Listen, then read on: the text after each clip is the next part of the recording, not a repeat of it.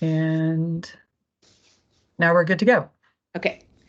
Good evening. Welcome to the May 29th, 2024 Joint Facilities Advisory Commission meeting. We are holding a virtual meeting today as authorized by legislation adopted by the Virginia General Assembly and consistent with JFAC's electronic meeting policy.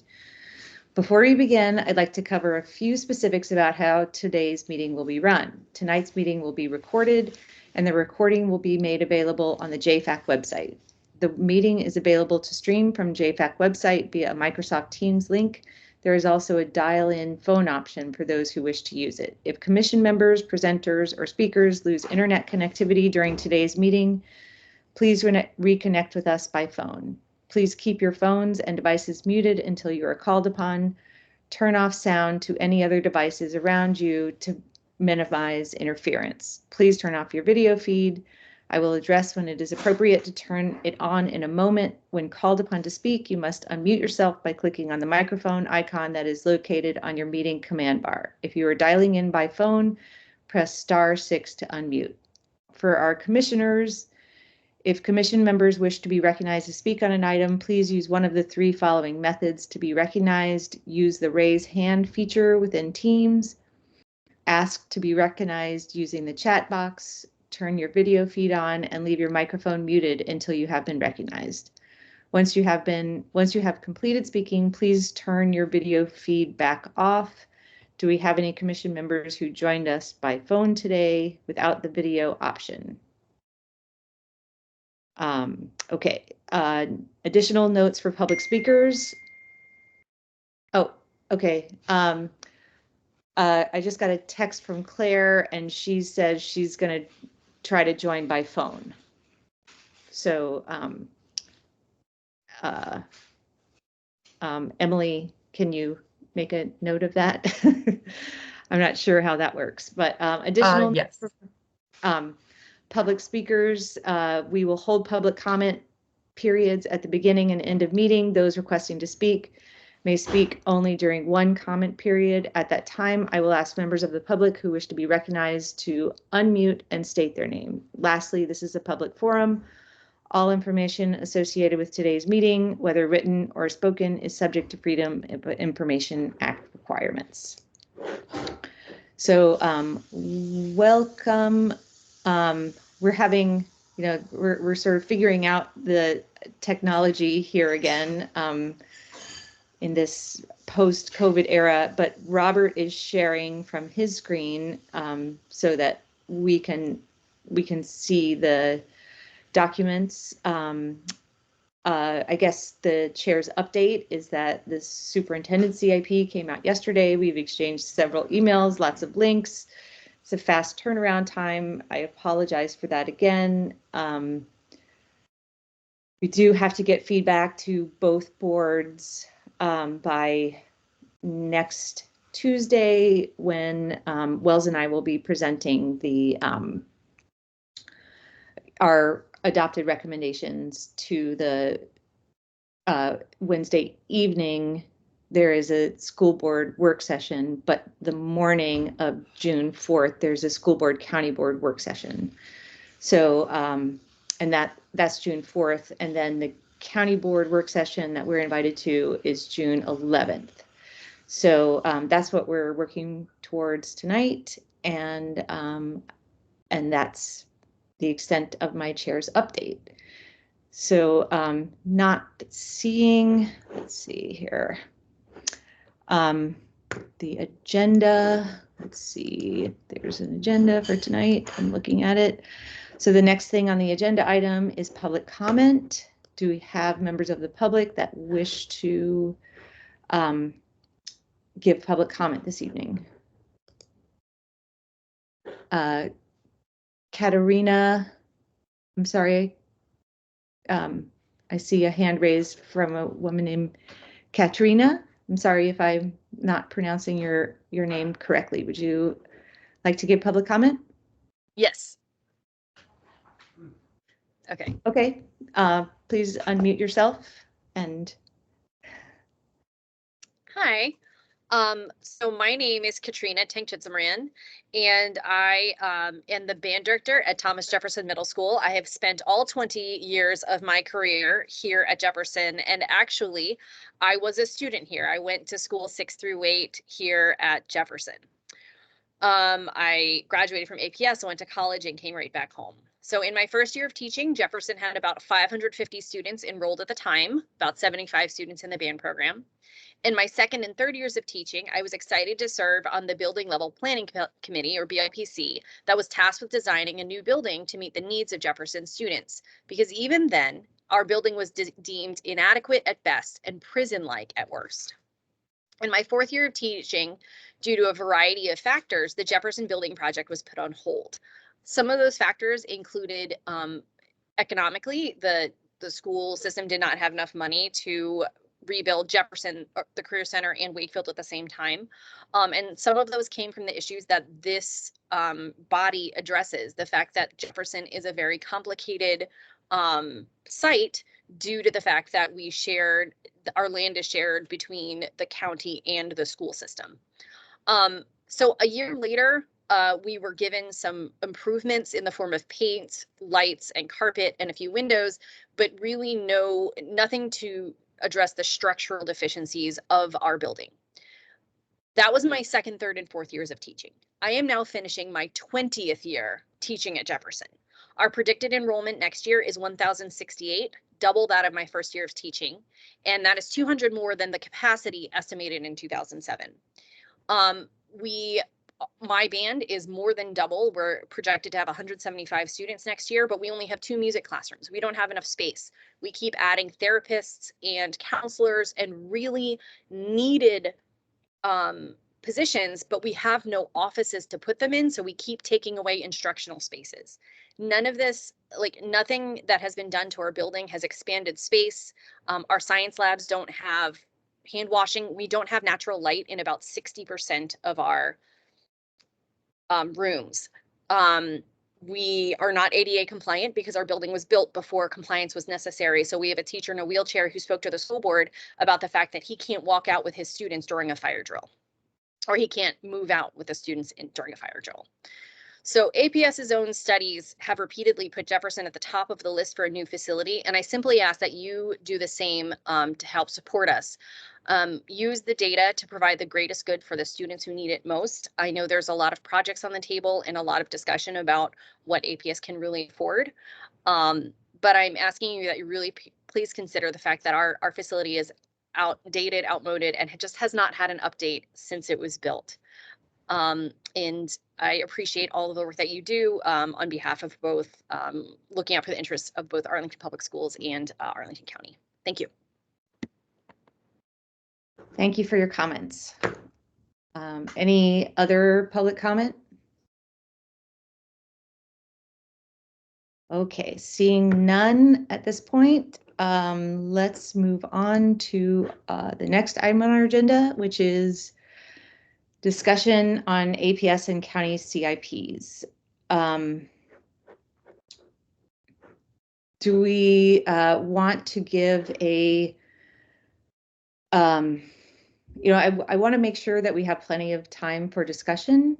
Do we want to give a brief overview of the county board CIP and what was presented yesterday and what sort of the main takeaways that were shared with the group earlier today?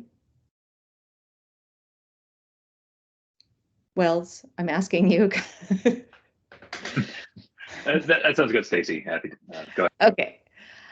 Or any other members want to chime in? Hey, Robert, would you be willing to share the document, the main takeaways from that was copied on an email? Main takeaways from the county manager's CIP document?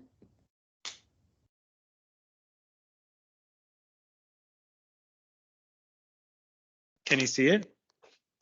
I can still only see the county, the draft recommendations.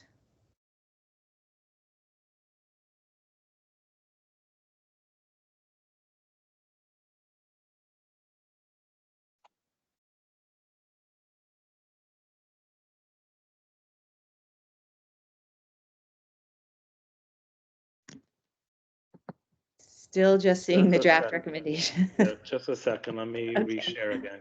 Okay. Thank you for your patience, everyone, while we are not the technology advisory committee. Thank you, Robert. We got it. I can see it now.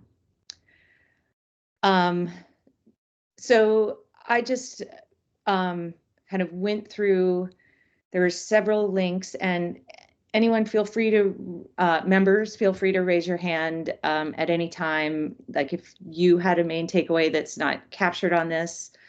I just sort of went through the presentation, and I went through the, well, I was at the presentation in person yesterday. And then when I came home, I went through the presentation again, and the county manager had a message, which I also shared a link with in the email earlier today. And so a lot of these main takeaways are, you know, copied and pasted language from the presentation or from the county manager's message. I think there's a couple points in here that are really important to note. I think the,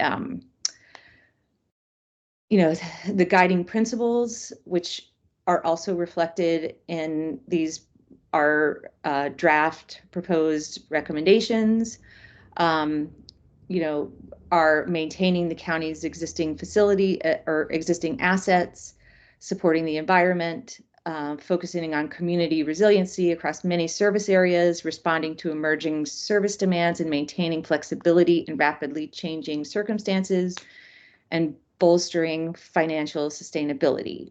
I think those are all very important. I also noted that this was from the presentation. It was a measured approach with mindful impacts of debt service on the operating budget and uncertain external pressures, including inflation, interest rates, cost of instruction cost, escalation, and all of that sort of leads to uncertainty. And the county manager was proposing a measured approach. And this measured approach would enable the county to be responsive to change through investments in resiliency and maintain financial flexibility. Robert, would you please scroll up? If you can.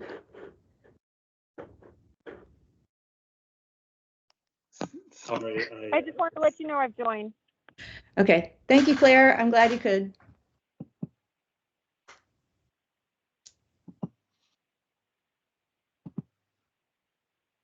Let me try resharing again. Okay.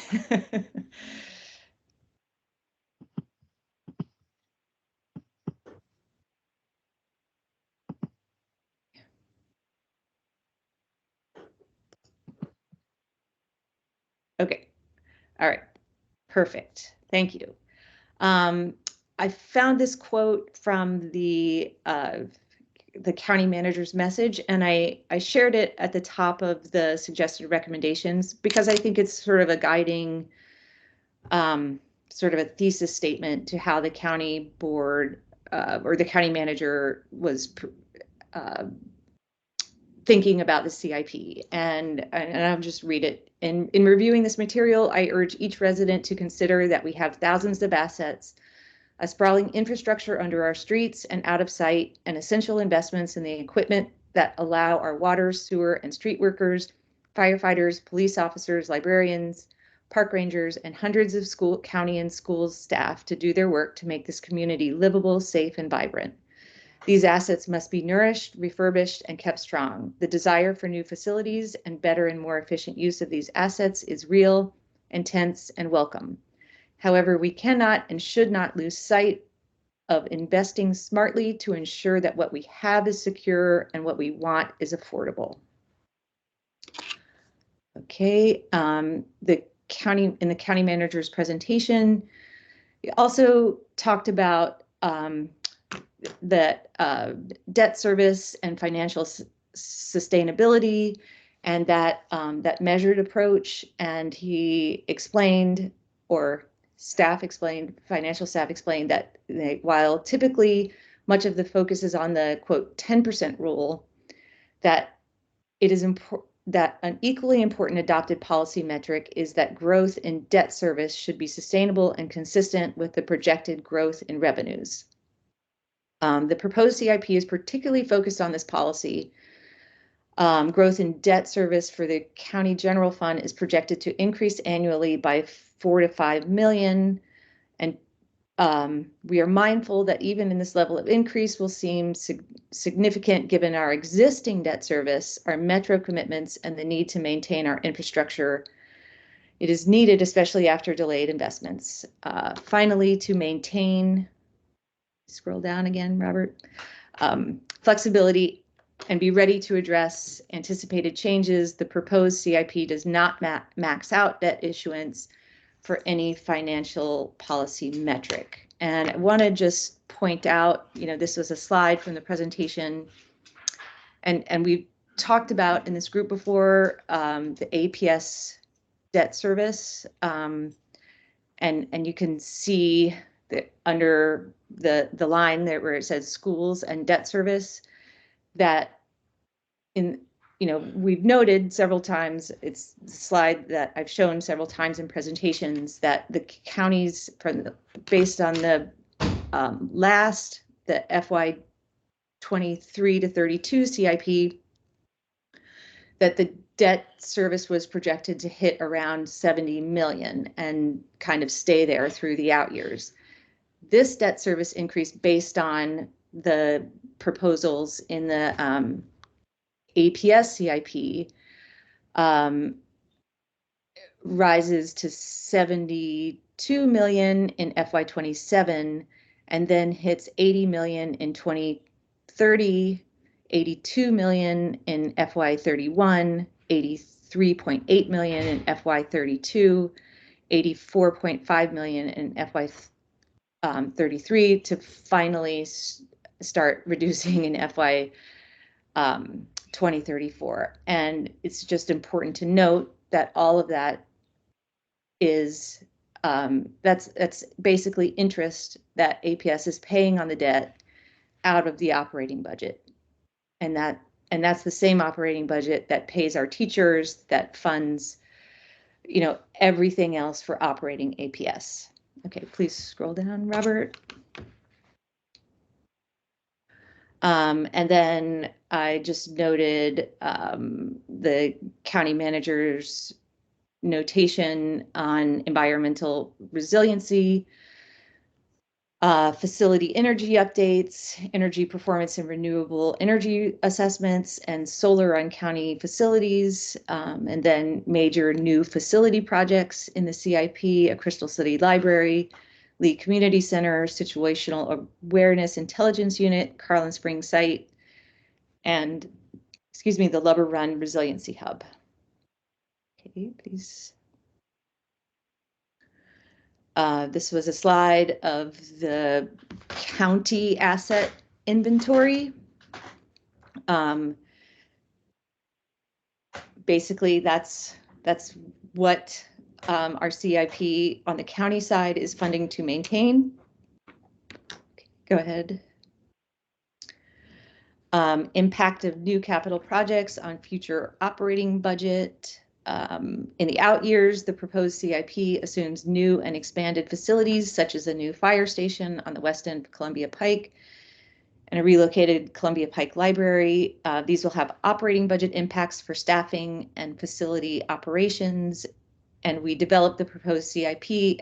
As we developed this proposed CIP, we tried to account for these impacts, which in some cases resulted in shifts in project timing to assure affordability. And then it's noted operating budget, funds for other facilities are noted in there also. And then a little bit more on resiliency and climate. The plan continues to invest in smart and flexible energy resilience and collaborates with community partners to invest in mental health resilience. Expanded program to install solar panels on county facilities is included. Additional funding is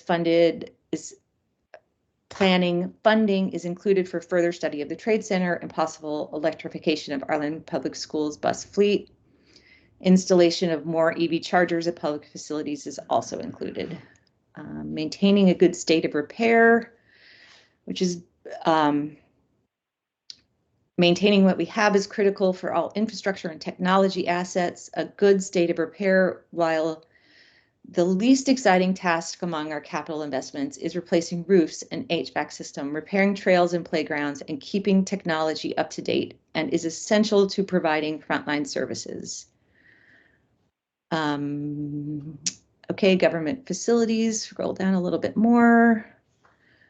Proposed facility investments total $398.3 million and include maintenance capital project like roofs and HVAC system.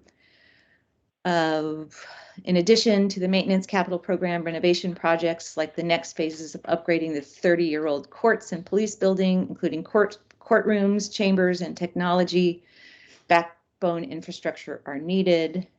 And okay, please scroll down. Planning for future capital investments while maintaining what we have will always be a top priority. New plans and reviews of existing plans and programs also inform the CIP. Facilities and site planning. The proposed CIP includes funding across the 10 years to address a variety of facility planning efforts ranging from the back of the house functions like the trade center, parks and public facilities, transportation, transit planning.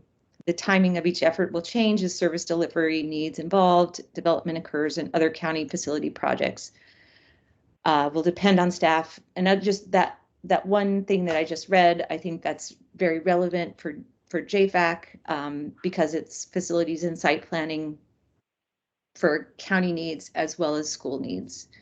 And then finally, from the county manager's message about the schools, consistent with past practice, the APS CIP and referenda requests will be considered after the school board completes its process. The most significant investments in the near term is construction of the new career center, consideration of options for reuse of the existing career center, and facility studies for improvements to existing schools. Oh yeah, and thank you, Robert, for scrolling down for that. And I just thought I'd include this slide from the presentation where the county manager actually noted, sort of how proposed new capital projects or capital expansions will impact the operating budget, because it's not, the capital projects impact the operating budget with debt service, but they also with operating needs like staffing a fire station or staffing a new library, or what are those incremental costs, and sort of understanding what might be coming for the operating budget, I think is, from my personal opinion, I commend the county manager for doing that, and it's something that as JFAC we've been asking, sort of part of our guiding questions. Okay, scroll down, please. Okay, I think that's it. So does anybody have anything to add to those major takeaways? I know most of you watched.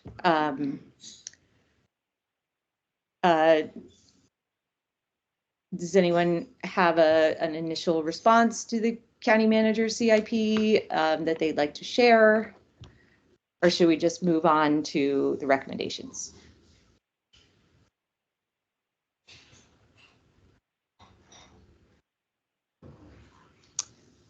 Okay, let's move on to the recommendations then. Oh, wait, Wells? Sounds good. No, I was going to suggest just that, so thank you. Okay. Oh, wait, Andy, do you have your hand up? Oh, no, that's a thumbs up. Okay. All right, so Robert, could you please? Okay, so again, here's this county manager's message. And I just put that there. I thought it was a good sort of thesis statement for a way of, and I think it's also very relevant to JFAC.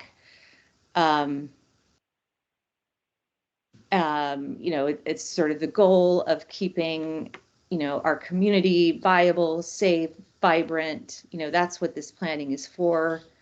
And just however, we cannot lose sight of investing smartly to ensure what we have is secure and what we want is affordable. So based on the county manager's sort of guiding principles, and based on kind of JFAC's guiding questions and other ways that we looked at the CIPs, Wells and I got together and kind of said, okay, here's the sort of main categories of potential recommendations. And the first one being maintaining existing assets should be a priority. The second one being bolstering financial sustainability and maintaining flexibility in rapidly changing circumstances, a measured approach, mindful impacts of debt service on operating budget, and uncertain external pressures, inflation, interest rates, environmental resiliency and climate for government facilities, and broad context collaborative planning. CIP decisions should not be made without understanding and acknowledging forthcoming information and new needs. And that sort of also reflects to resiliency and maintaining flexibility. Anybody have any thoughts? Feel free to chime in anytime. I really want there to be discussion here.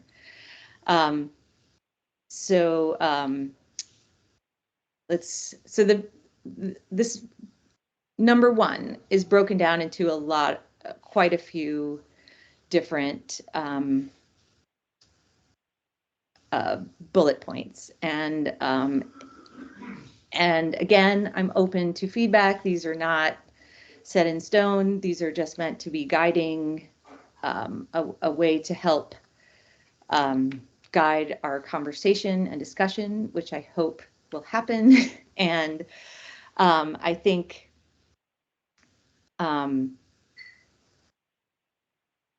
so feel free to chime in. So maintaining existing assets should be a priority. Andy, you have a hand up. Hey, thanks. No, I just wanted to clarify what we're talking about when we talk about existing assets. Is it APS classrooms, or are we talking about facilities in general, or is it just all the things that are needed to be repaired? What's the focus there?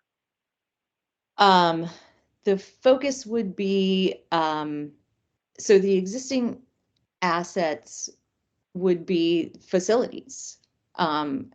Existing, there is a slide in, it's not just classrooms, but it is our APS schools are our assets for the schools, and county facilities are the county assets. And there's a slide in the county manager's presentation, I think it's slide 11, that if you watch the presentation, Libby Garby asked about, and it's really just, it's sort of showing what the portfolio of government, assets are, and That's the one that has the 2/3, 1/3. Right. Dispersed. Yeah. 1/3 okay, schools, 2/3. And that's, I think when we talk about assets, I think that's what, as a joint facilities advisory committee, we're talking about joint county and schools assets. Okay. Can okay, we? Thanks. Yeah. I mean, that makes sense, right? Absolutely. No, I just want to make sure I understood this bullet point. That's all. Right. And as the county, what I call the county manager's thesis statement, maintaining those assets is, and the good state of repair comment, that he made in his, in the message, those are really important to maintaining services, because if we don't maintain our schools, our libraries are, if the roof on the library is leaking, then all the books get, all the computer, Right, right. all the services are no longer, the way of reaching the services. Or if we can't build another fire station, then that fire service is not available. So the assets are there to maintain these services. And so Wells and I are proposing that maintaining existing, that we make a recommendation that's basically in agreement with the county manager, that maintaining existing assets should be a priority. So yes, to maintain or I guess repair existing facilities is what the county is saying. We're trying to match that. Okay, that makes sense. Thank you. Yeah. Wells? Thanks, Stacey. I think it's also possible to kind of view this particular observation and recommendation from a more positive way, which is to say, APS was playing catch up with enrollment for so long that finally we have the flexibility, since enrollment is projected to remain largely flat over the next few years, that we're no longer in a kind of capacity expansion mindset. And that gives us the chance to kind of stop, take a breath, assess our existing facilities, and kind of do right by addressing those facilities needs in a way that we simply didn't have the capital funding or the sort of time or focus to do before. So it is a different sort of bucket of problems that we're presented with now, but they are the products to some extent of deferred maintenance and funding restrictions that create a different environment for us now. It's just that we don't have to use our capital dollars to build seats anymore. Now we can give some of our current facilities the sort of love and care that they sort of maybe needed for a while, and now we can finally address. Yes, thank you for that clarification, Wells. I agree. And the executive summary,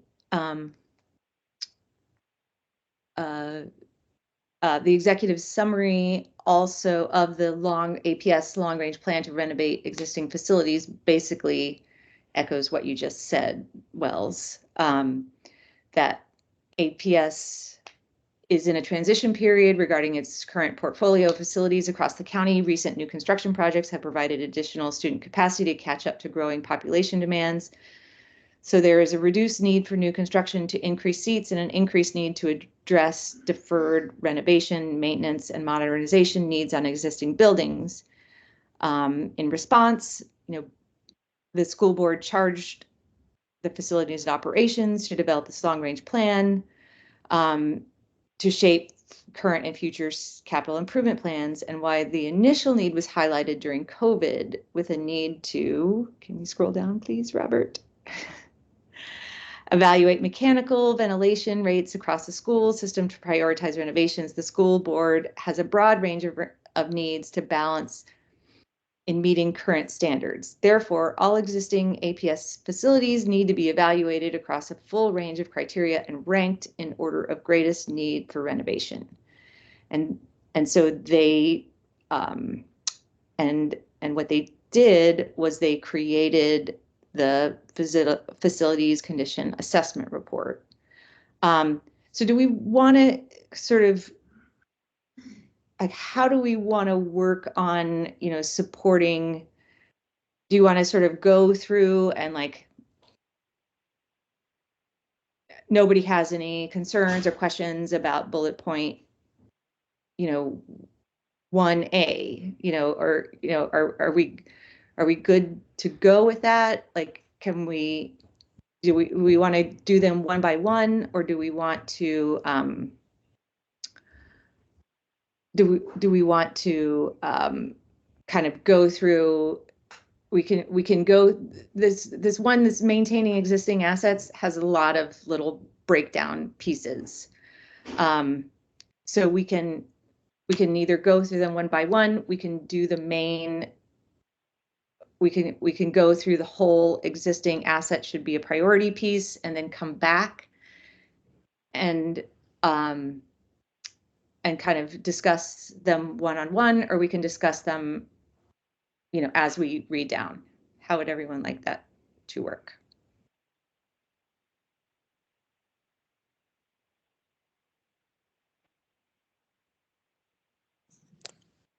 Stacy, this is Brian.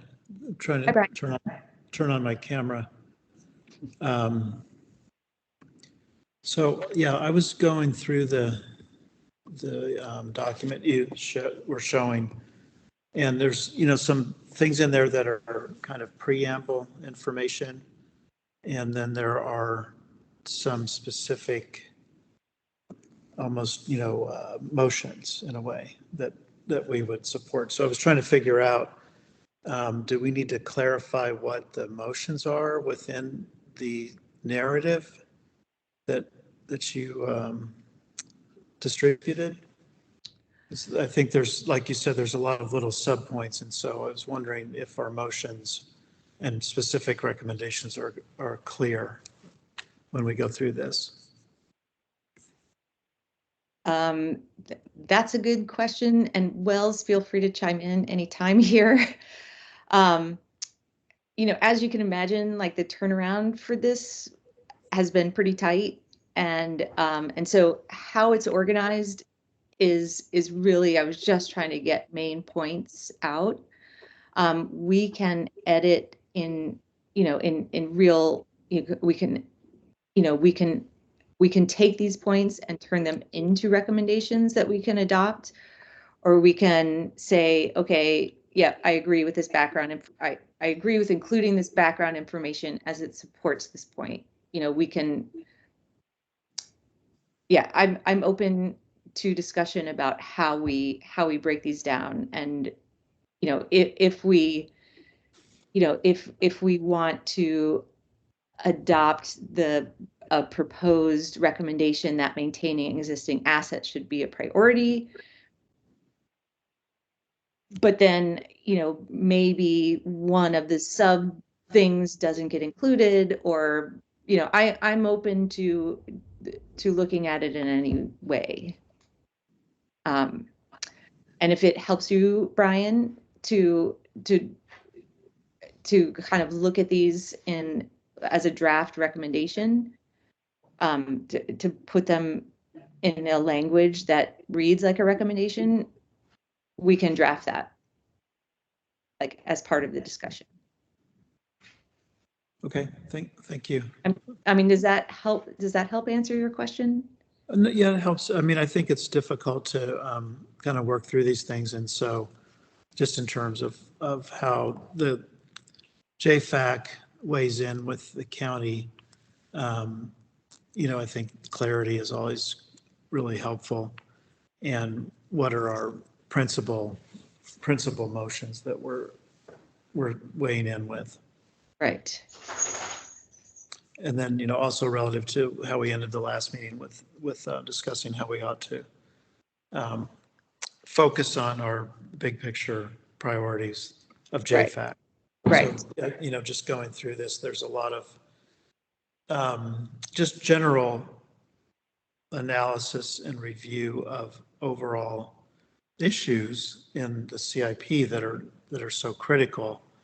And I'm also wondering which ones might we focus on as the most relevant to the JFAC mission?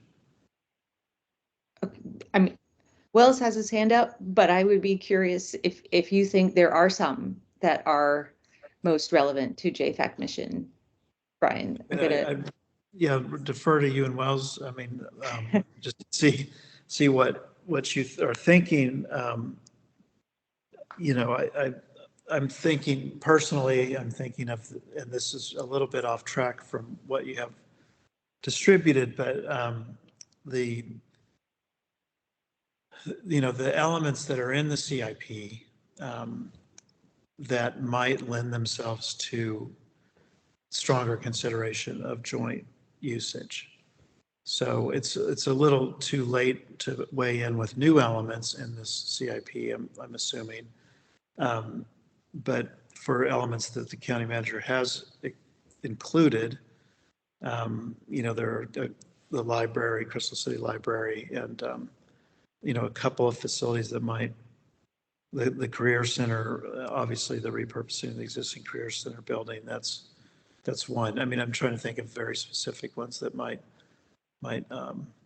lend themselves to JFAC advice.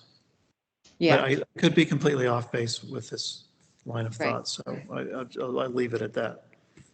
Okay. Wells, you had your hand up, and then Steve. Brian, I hear you. I don't think you're off base at all.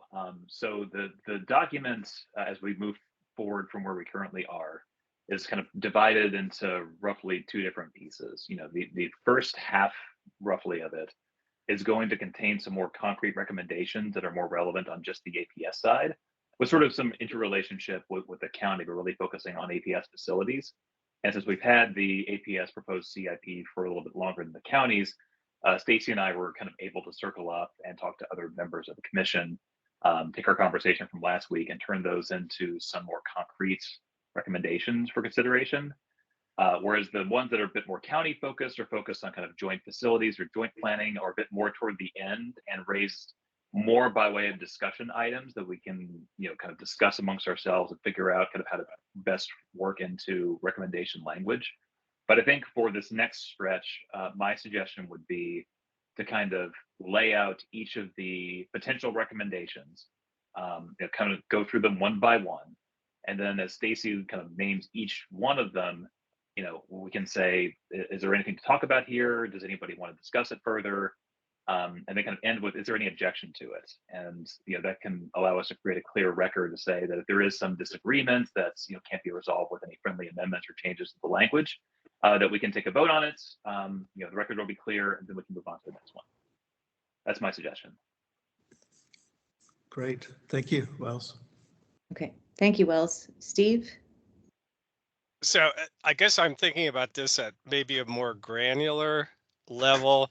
There were really two items that were highlighted in both CIPs as cross-cutting between schools and the county, namely artificial turf fields, which I know is not necessarily the biggest issue in the world, and trade center.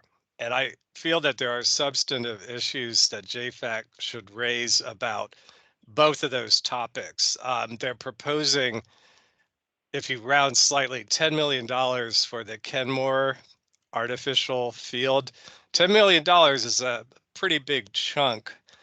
The question that I have is, and I think it tracks with our guiding questions, what trade-offs have been considered in making a decision to do more investment? And they also mentioned a $34 million figure for artificial fields. I think that was cumulative, probably.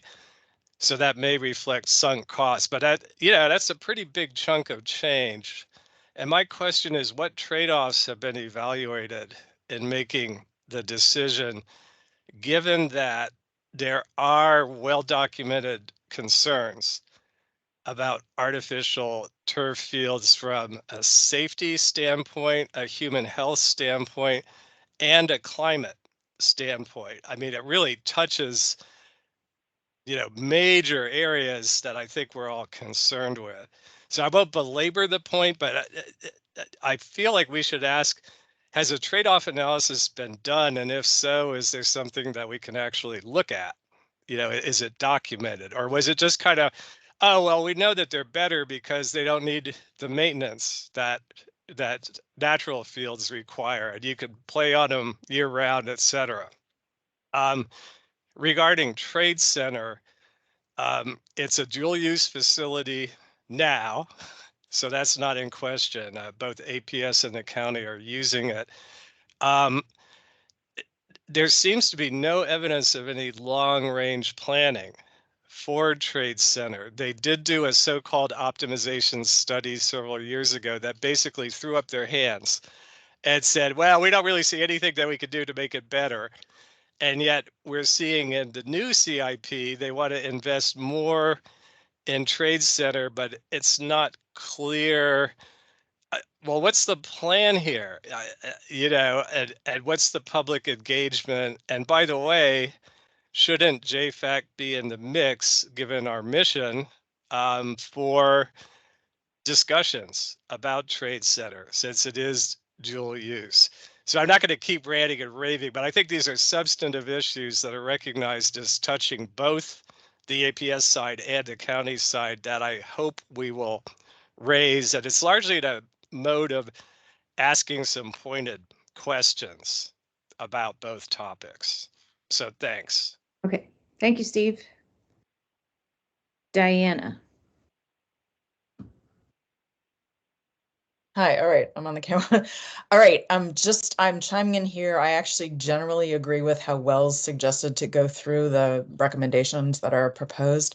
But since Steve, you were talking about it, I want to just sort of support the synthetic turf and looking at that. I think, Stacy, I had sent you something on this, and the wording that I said is we should consider asking for evaluation of the safety, environmental concerns, and costs for using synthetic turf rather than natural grass. And there was some more detail in there, but I think it's worth considering whether that's something that we can include as a group and support. And something that I think we should have a grasp on before doing the Kenmore Field. And yeah, when I looked at the numbers there, and it's more than 10% of the Parks and Rec budget, that 34 million. So it's significant. And I think those are really significant issues that should be considered if they haven't already. That may have been a study done already. And then on the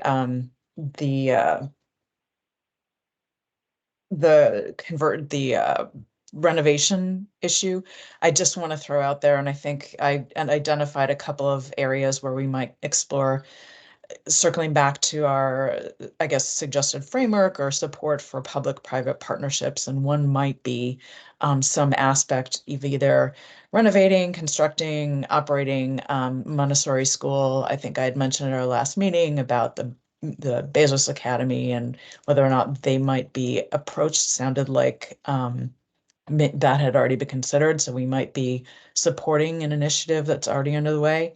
And I'll wait for the other point, which is about the Quincy site. So I think Cynthia will be happy when I talk about that, but I think I'll talk about that later in the meeting. I do think there is an opportunity there for potentially doing a public-private partnership in support of doing at the Quincy site an APS use. So that's all for now. Yeah, I will just reply that Amazon has a public benefit to Arlington Public Schools. They agreed to a public benefit. There is a public-private partnership already with Arlington Community High. They were going to move them. Right now, they're in leased space that is paid for through the operating budget by APS, but until 2025, in July 2025, Arlington and Amazon will take over that lease, and then we'll have to determine because it was supposed to go into the second headquarters, which has been delayed and is unsure when and if it's going to be built. There is a county manager contract between Amazon and the county and Arlington Public Schools for a public benefit. Yeah, so that does exist. And hearing that is actually great and supported. And the point that I was raising about the Montessori education is that it's not even Amazon, it's a personal commitment that Jeff Bezos himself has had toward Montessori education, and there's a separate Bezos Academy.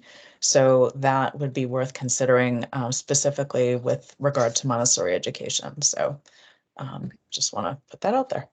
Okay, thank you. Okay, so shall we go through,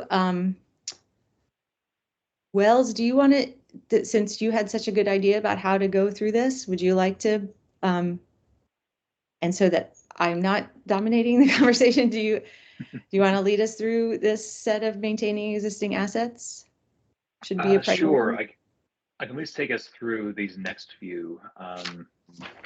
So the first one really is more of an observational statement, that we tried to write as a kind of fair way of describing what the kind of APS reports, in particular the facilities assessment or facilities condition assessment report showed. Does anybody have any further discussion on whether we kind of captured this rightly as a description of APS's materials, or can we move on to the recommendation on the next page?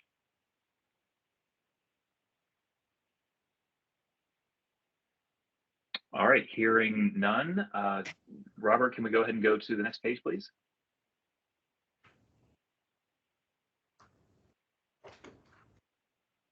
All right, so I think B contains what might be our first recommendation on this, and it's really about the identification in the facilities condition assessment report of facilities needs. And the takeaway here is the second sentence, which the priority methodology that APS used in preparing the report should be made part of CIP planning in order to realize what we call here a holistic long-range plan to meet all needs identified in the FCA. In other words, to whatever extent the facilities condition assessment report has identified needs that may be appropriate for capital outlay, and therefore kind of fair game for inclusion in the CIP, that the methodology used to put together that report should inform the priorities that are reflected in the CIP that we're currently evaluating in the context of holistic long-range planning. So in the context of B here on the screen, is there any discussion?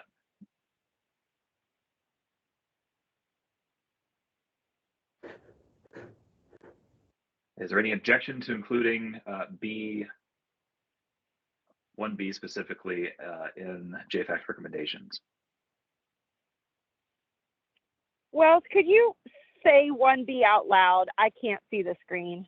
Oh, I'm sorry, Claire. So I'll be sensitive to that. All right, so B says, the FCA report identifies critical facility needs that include timing, estimated costs, and an objective way to compare facility and educational space adequacy. This, along with the adopted methodology for prioritizing projects, should be transparently utilized in CIP planning in order to realize a holistic, long-range plan to meet all needs identified in the FCA. Thank you.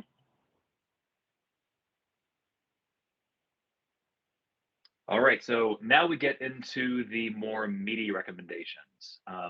So 1C is APS should, to the fullest extent possible, plan to address identified facilities needs with the fiscal year 25 CIP rather than with operating funds. And this relates to the discussion we've had over our past couple of meetings about the relative, fullness of the buckets as between capital funds and operating funds. So we've talked about the fact that APS is projected to be running at budget deficits, and there seems to be more, at least some room in the CIP, particularly in the near term, for funding projects of the sort that could address the needs that have been identified in the FCA report. So is there any discussion, any questions about this proposed recommendation 1C?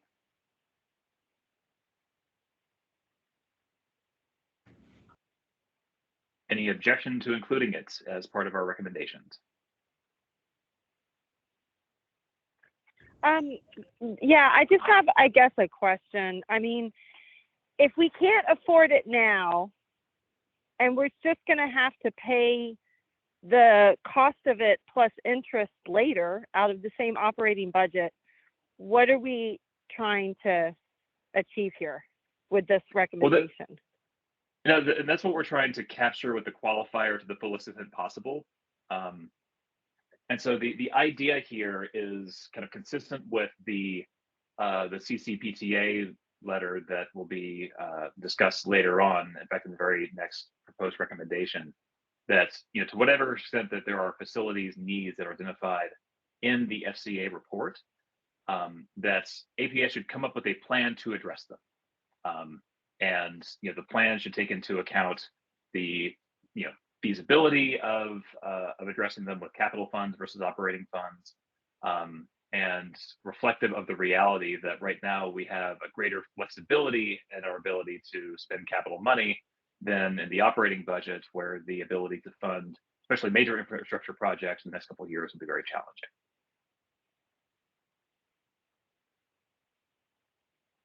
Okay, thanks. And Andy, so you had your hand up?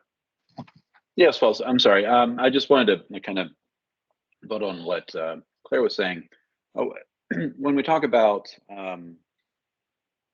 identifying facility needs with the SIP rather than operating funds, like, are we talking about a change to how we're approaching major MCMN funds, or like, what is the goal here?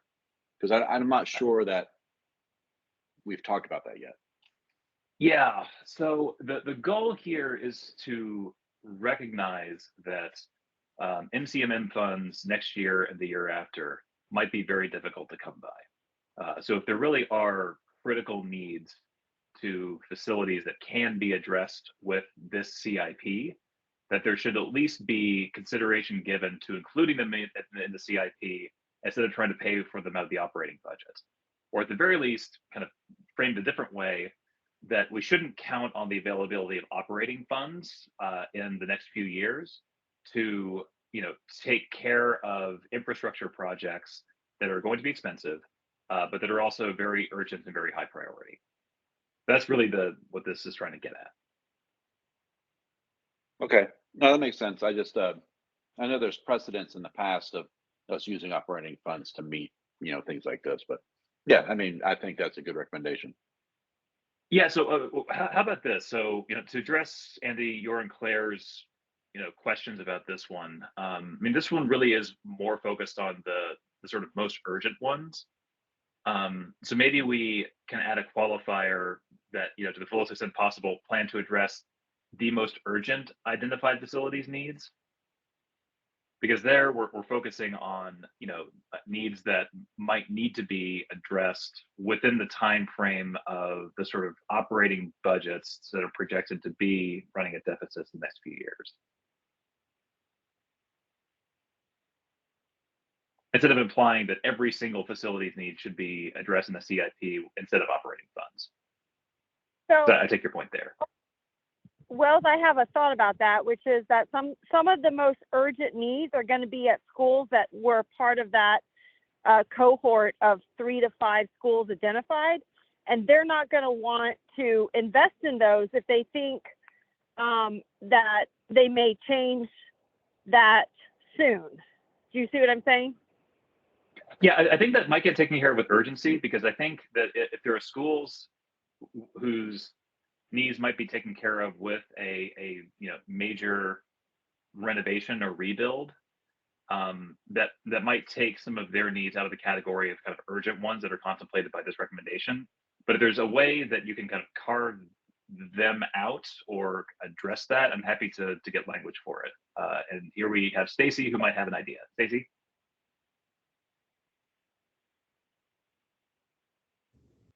I don't really have an idea. I'm just wondering if, this is sort of a detail that, that is important, but I would just sort of suggest, I mean, I think we should try to address the identified needs in the FCA report with kind of as part of capital planning, and not rely on operating budget funds to do it, because we know our operating budget is constrained. And I think that there's a way, I'm wondering if there's a way that we can say this, but say it as part of the like maintaining the county manager's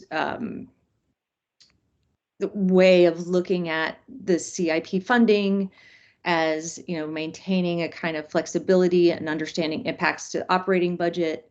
And I think that this idea may fit in there. And without sort of tripping us up about, MCMM funding or something like that. I mean, I I think it's an important point to make, just not sure if we're making it in the right place here. And if maybe we could agree to like it in principle, but we can kind of move around, and then we could sort of get to other, because it is 8 o'clock. I'm just being mindful of time.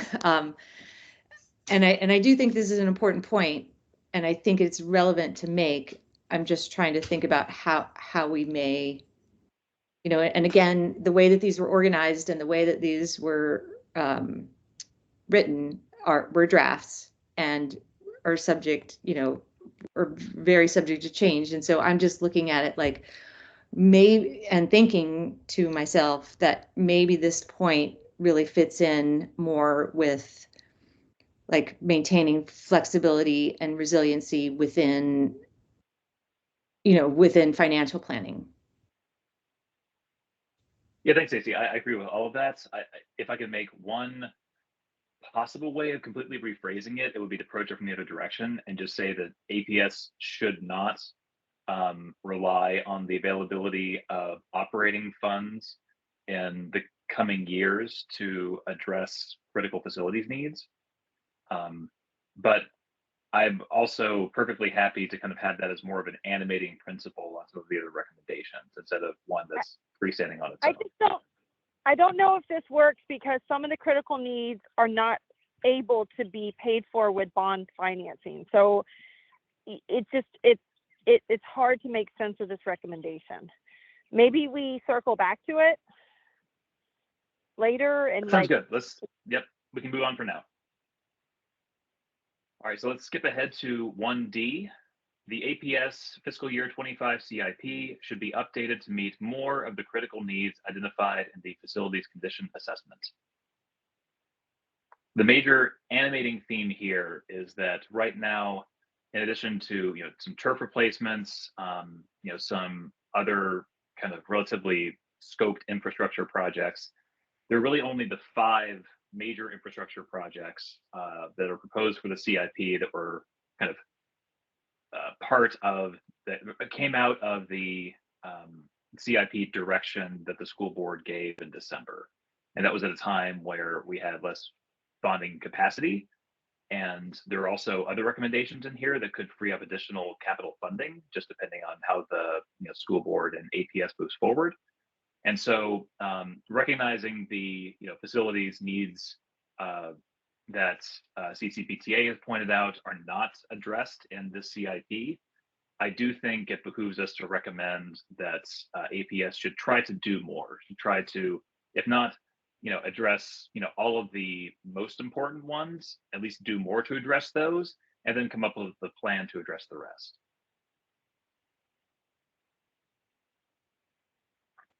Stacey? I'll say, I appreciate this. Sorry, I can't see hands up or not. The only thing at some point I'd like to talk about is whether those schools that are kind of in the 3 to 5 possible renovation category are going to end up in like a purgatory where, it's kind of dangled out in front of them. Oh, you might be the lucky winner to get a brand new renovation. So we're not going to address your critical needs. And I really worry that those schools might end up in purgatory unless we address that. But obviously I appreciate this 1D. Thank you. So let's put a pin in that because I want to ask if you have a suggested recommendation for it. Yeah, let me know when you're ready to talk about it. Sounds good. Stacey? I think this goes in the last APS CIP, and this was addressed in the pre-CIP report, where the JFAC recommended that APS give greater detail about upcoming projects in the way that the county does. And I think this point is making that point again, in a sense. Like, so we see that there are these buckets of money left over, but there's no acknowledgement of and we see the lists of schools which would get a roof and they get a roof repair, but there's no kind of designation of timing or that school A is going to get a new roof in fiscal year 2027 and school B is going to get a new HVAC system in 2028 and 20. So we don't know the specifics of those timings or the priorities. And I think that's really important information to have in terms of planning, in terms of understand available funding, in terms of understanding impacts to the operating budget. I know that it's sort of broken down in how much is available for each bond issuance, but I think there needs to be further information, and that is also reflected by previous JFAC recommendations about giving more detail about each project and aligning with the county and timing in the way that they do that.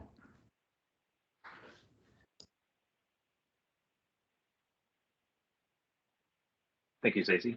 Any further discussion of 1D before we move on?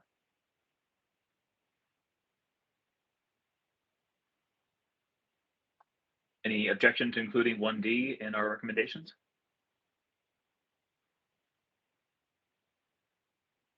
All right, great. Let's go to the next page.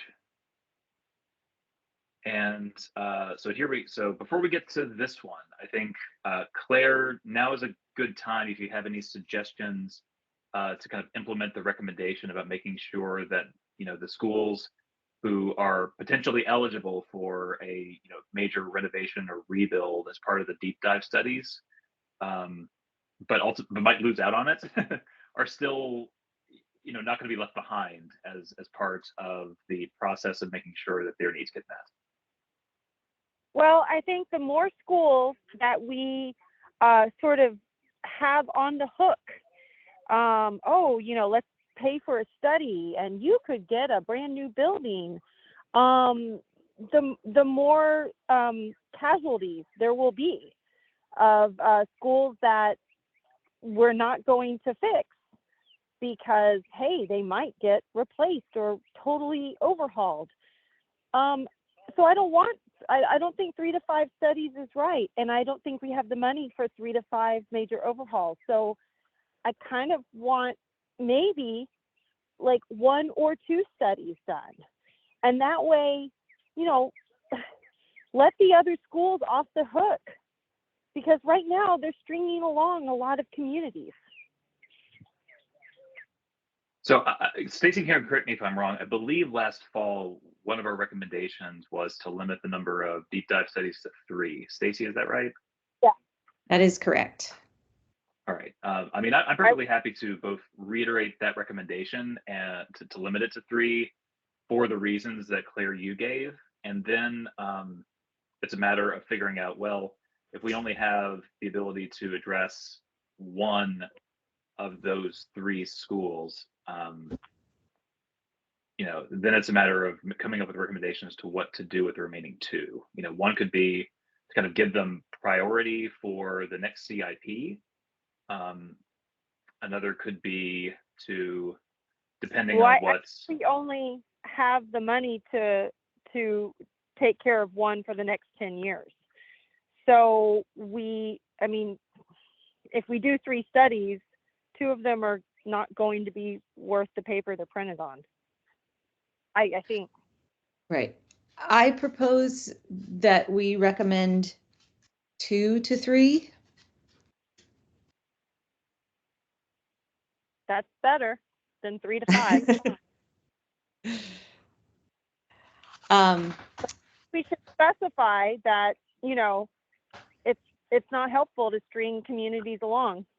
Right. We did specify and we can reiterate this. We did note that the Andy, I see your hand up. We did note in our recommendations that that having that if it took 3 to 5 years to complete one of those projects if there is funding available. If you studied 5 projects, if you did 5 feasibility studies, that would be 15 to 25 years before you were able to, kind of rebuild all of those rebuild all of, or kind of do a major renovation, or which is a long time. And as we know, things change in that period of time. So, seat needs change, financial seat needs change, county needs change, so I think a more limited number is better, and we can note that it is streaming schools along. Andy? Hey, yes, thanks. No, I kind of agree with Claire. I mean, you look at streaming schools along, or as far as like just the general uncertainty that these big decisions create, and discussions we're having about major renovations or allocation of funds, or what you're going to do with the school as identified in the MCMM, or as this particular part talks about, a non-capital option of MPSA. Like, what does that mean for the county? Because that uncertainty is a lot for not only the programs involved, but like the rest of the county. So I guess I just want to ask about, I want to expand or explore this next part, as well as like, also echo what Claire is saying.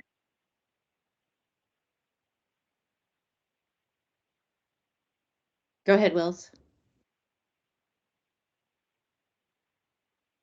Yeah, I was going to suggest I'm comfortable with a recommendation of 2 to 3, particularly since I think that we would all be surprised if, much for the reasons that was given by our public commenter tonight, that Thomas Jefferson Middle School is not selected as being at least one of the schools out of the studies to get or to be first in line for a major renovation or rebuild. So since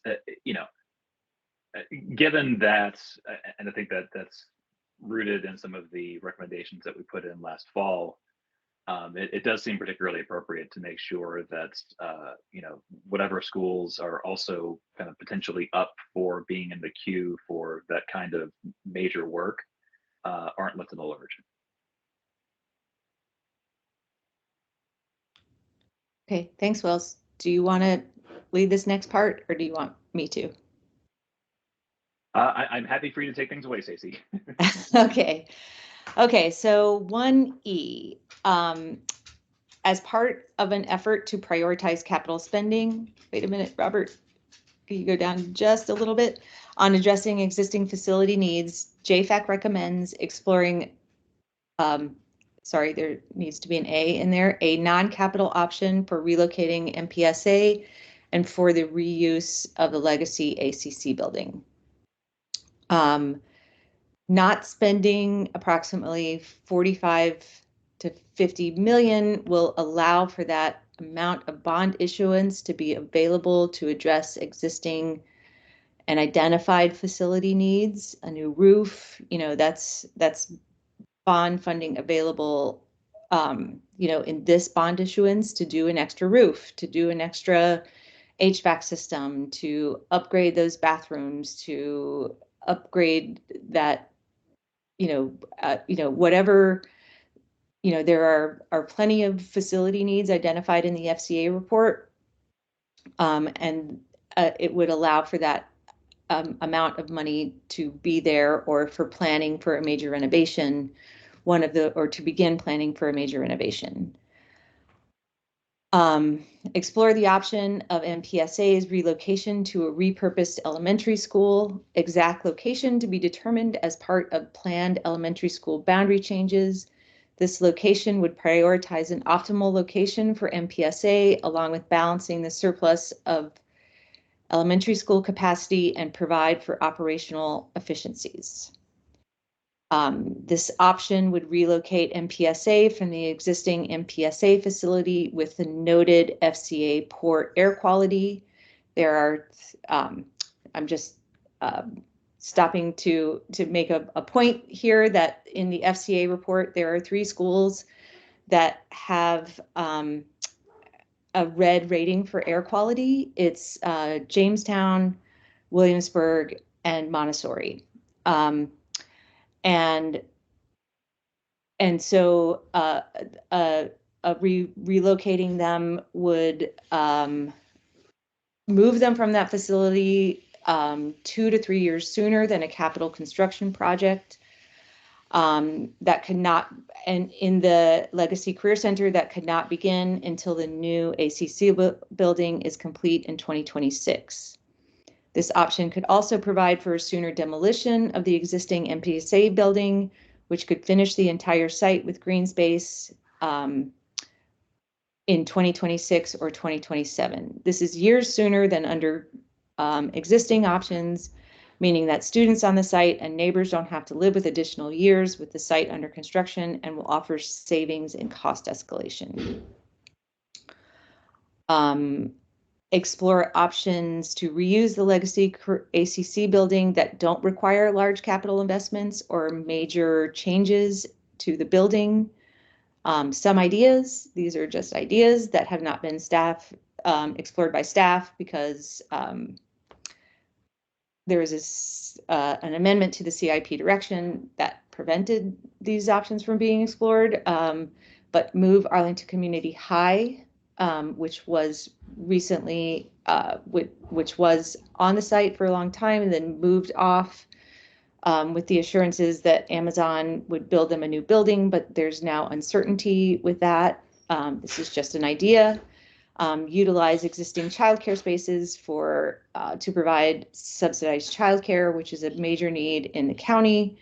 Other ideas that I didn't type in there are leasing space to Nova. There could be other needs for this facility that may become apparent with ongoing studies, like, what if, the trade center optimization studies, could there be offices that are there? Could there be someone that I talked to a few days ago suggested that there could be CDL, so commercial driver's license classes offered there with trades, for hiring bus drivers. There are, I think, a lot of uses that could be explored for reusing the Legacy Career Center that do not require a big capital expansion or capital investment. And just a point, the decision to make a substantial capital investment and programming changes for a site in a part of the county where growth is expected should not be made without considering other options and joint uses. There should be a public process to prioritize current and future needs for the site based on new information and known forthcoming information and acknowledgement of past studies. $22 million has been spent on the Legacy ACC facility, improving secondary seats in the past 10 years. And as a building is in good condition, according to the FCA report, Montessori options 1, 2, and 3, 3, cost nearly as much as building an entirely new ES and create classrooms that would be rated red from the start. $50 million for option 3 is comparable to the $55 million cost for the last new elementary school in 2021, which was Cardinal. And JFAC didn't make this specific recommendation, but we did make recommendations we did support the superintendent's recommendation to explore the reuse of the Legacy Career Center and a relocation of MPSA. Andy. Hey, so I understand why this bullet point is here, and I think when you look at spending what is essentially the cost of a new school to refurbish an existing school that already has 22 million spent on it to become a high school, and then also repurpose that money or repurpose that facility for elementary school, you're making valid points. But what we, it's easy to consider the use of kicking NPSA off the Career Center site and putting the community high school back in there, or whatever APS decides to do with the Legacy Career Center.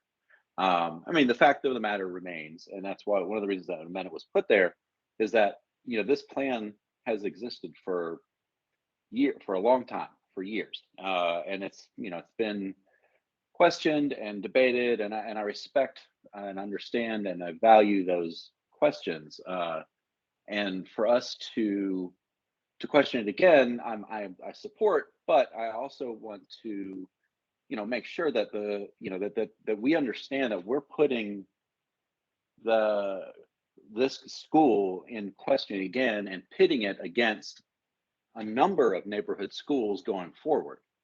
I'm not saying that it isn't a priority. What I am saying is that if we're going to change the Career Center site, that we need to make sure that we're recommending that NPSA continues to exist, because we have an excess of capacity seats, and there is the need to manage that at the elementary and maybe middle school level as well, and through, you know, being efficient and flexible in our resource allocation. And if we are saying that we want to take the 50 million-ish, 46 at the option 2 number, out of the SIP and put it towards major renovations, we also need to guarantee to the APS communities that Montessori is going to continue to exist, and it is so that we reduce the number of excess seats, not just to do all these other things, but also, like, we're looking at the county holistically. And, you know, like you've said a lot, and I agree with it, we have a lot of excess capacity at the elementary level. Maybe we need to make sure that I think we need to have some assurances built into that instability that we're introducing by suggesting this. I think that's a really good point, Andy, and I appreciate that, and I'm absolutely willing, you know, to add, you know, language in there. You know, I did try to say that this location would prioritize an optimal location for MPSA, but, you know, if other members are willing to add in language that, you know, that JFAC acknowledges the value that MPSA as a program adds to the APS system, and that, you know, and I'm just brainstorming here. So Andy, if you have suggested language, if you want to put into the oh man. into the chat, or if you want to send me suggested language, you know, and if members, you know, if members are, if other members have thoughts or concerns about this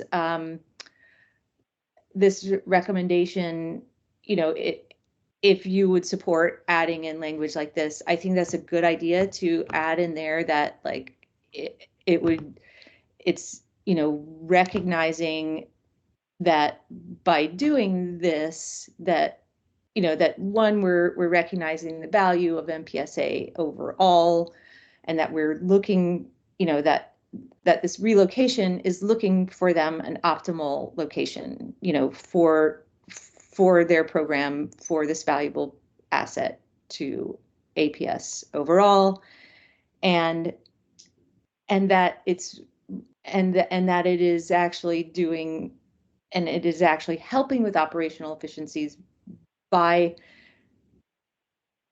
you know, being a partner to kind of help balance enrollment, which you know, as we talked about in our last meeting, with this surplus of, you know, 1,300 elementary school seats, that's just operationally inefficient.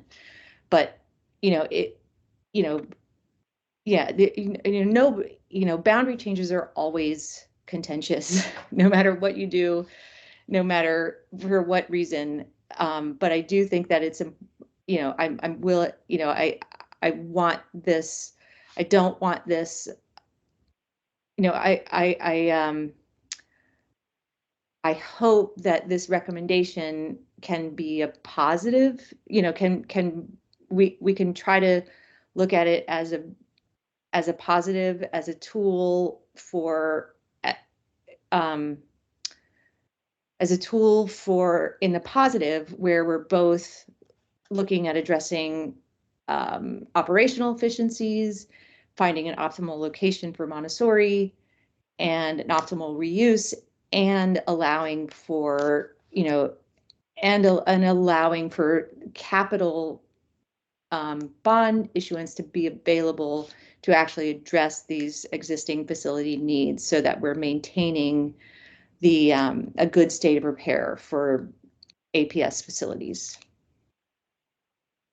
Yeah, I will try to think of, if you could just give me a second to like trying to type it out, and I'll put it in the chat as far as proposed language to add to this recommendation, because I think it is a good recommendation considering the state of APS financing and priorities, and the county's emphasis on maintaining and, lack of a better way of putting upgrade our existing facilities. I think that, if you look at many of the option programs, Montessori for sure, like there's been threats to existence of these programs over the years when their budget gets tight.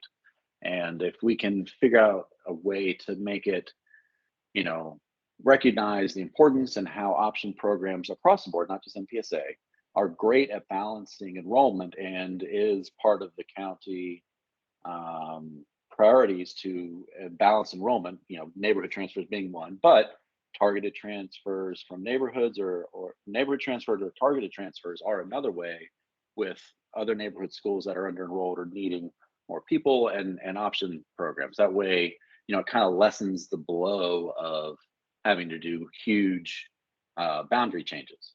Not saying that we don't need to do boundary changes this time, but I think we've got a lot of constraints, that we haven't seen in years past with under enrollment as a real concern. Right. So I'll put something in chat, and Yeah. we'll go from there. And I think too, I have, option programs have been used as a tool in boundary changes to address, have been used as repurposing schools has been used as a tool to help balance enrollment, and, with the move from Key to, in Roslyn to the old ATS site, and then ATS moving to McKinley, and the McKinley neighborhood schools growing in. So there is precedent for it in APS, and, anyway, do any other members have any thoughts, concerns about, any questions, want to have more discussion about this option? Diana. Hi, just briefly, agree with the overall concept. I think you pointed out rightly that it's a lot of money, especially in relation to building another school, and that finding another site might be preferable. I'm curious as to, first of all, is there a reason to believe that repurposing another school would be less expensive than reusing that legacy ACC building? And would it be able to meet the purposes?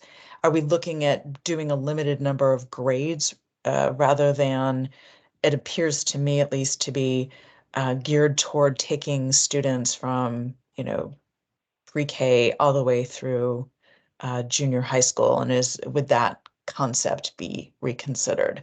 So I guess overall support for the concept, and maybe the discussion, I'm not convinced in terms of, or I have questions about whether or not that different consideration might be actually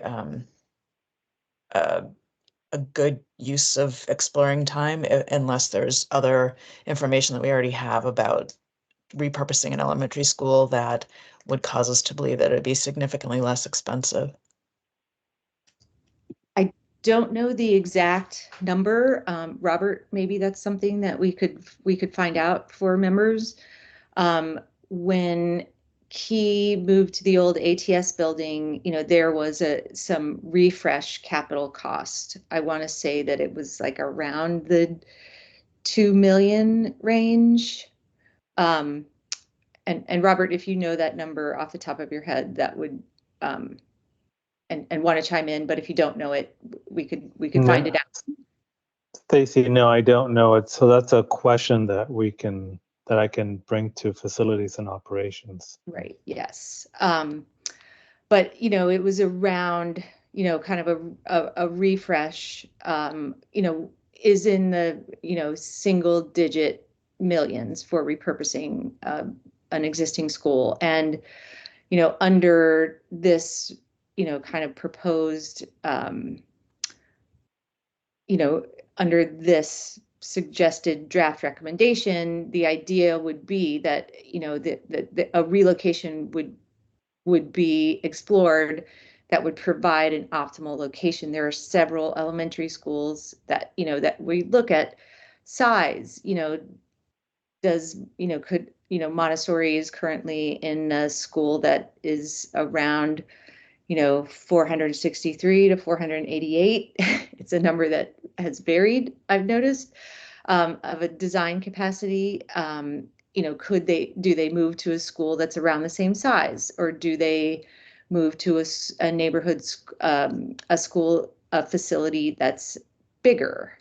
Do they move to it? Is this an exploration? And I don't want JFAC to have any suggestion about which or where that is. I want this to be a public, process that's part of the boundary decision that looks holistically about balancing enrollment and finds the optimal location for Montessori. There are, just throwing ideas out there. There are several elementary schools that are next to middle schools, and that could provide the Montessori expansion with middle school students, with the middle school right next door for that kind of programming. Andy.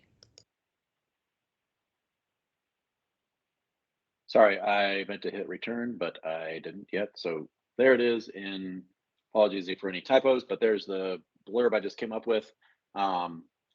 Yeah, the only thing I would add to what you just said is that the Montessori program, like every other school, has design and what they're at. And right now there are 534 students with plans to add another classroom next year in the existing space. So, that number is a little fluid, but I don't know if it matters. So please take a look at this chat. Tell me what you think, and I will go back on the end. All right. Thank you, Andy. And Robert, just so you know, we've lost the screen. I can't see the draft recommendations anymore. Wells? Thank you, Stacey. Just picking up on your last comment about the ability to kind of co-locate Montessori across different facilities. So I read this recommendation as asking, APS to really keep its options open, think creatively about solutions that would involve moving Montessori into an existing facility well ahead of where it could be years from now, assuming that the legacy ACC project went forward. And that could include either moving an existing program or co-locating Montessori with an existing program and simply splitting it across two different facilities. But I see it as at least one potential way, depending how the data and enrollment figures, capacity figures all shake out, of solving multiple problems at once. We know that Montessori in its current building, the building is not adequate to meet its needs right now. It's particularly the HVAC and air quality, and so it's appropriately a priority to make sure that they can find a space that works for them, preferably sooner rather than later. It is also, a challenge that we have low enrollments, especially at the elementary level, in many different parts of the county. And if APS is willing to kind of step back and look at how it can come up with a solution to solve multiple problems at once, I think that's worth putting on the table, especially if it means freeing up capital dollars that can be used to, do an extra major building renovation or rebuild that wouldn't have been on the table otherwise. So, I've just speaking for myself here, I've shifted my thinking a lot on this, including relatively recently. For the longest time, my default was, well, of course Montessori is going to move into the Legacy Career Center building. That's been part of the plan for a long time. And a few things have happened recently that have, caused me to kind of step back and wonder if, we should look at the bigger picture here and consider more options, put more options on the table. One is getting the proposed price tag back, and really, realistically, option one doesn't seem to be viable for refreshing ACC for Montessori. So we're talking $46 million at a minimum, getting close to, as others pointed out, the cost of building a new elementary school. And another is just that it would necessarily involve adding seats and to a space that can be kind of adapted for the Montessori program, but still is an awkward fit, even if it's still on the current site. And so all of that, particularly with our kind of capital constraints, I think in my mind has made me a bit of a convert to at least the idea that we should be exploring more options here, especially if it gives us an opportunity to not only meet Montessori's needs, but also other needs within the system all at once.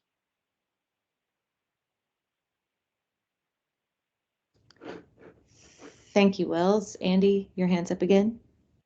I completely agree with what Wells just said. I as I said in the last meeting, I am pro Montessori in a lot of ways, but that does not mean that my bias towards that community does not mean that I don't care about what happens at the Career Center site, what happens to neighborhood schools, what happens to neighborhood schools across the county, and other option programs. And I kind of agree with what Wells says. I actually more than I completely agree with what Wells said about having kind of come around to this idea is that just because this plan exists for Montessori to go into the Career Center building, it comes at a cost, and that cost is not nothing.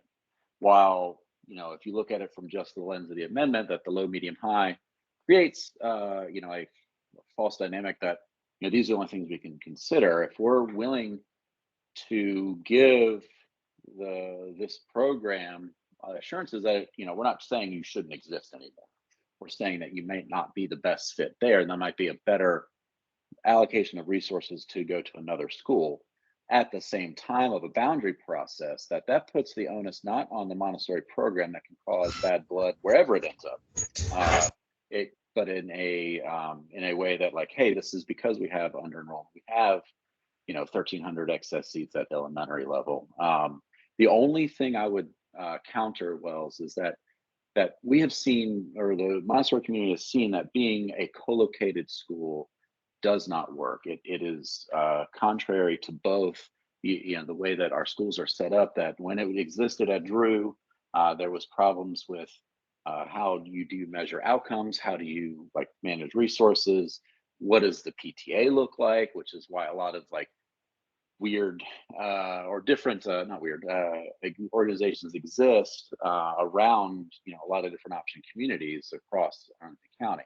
I think that if we're going to suggest that it doesn't go to that in 2019, when the Drew community decided, hey, we want to be our own neighborhood school, please move MPSA anywhere. Not because MPSA didn't, the Montessori program at that time didn't want to already have its own home. Of course it did.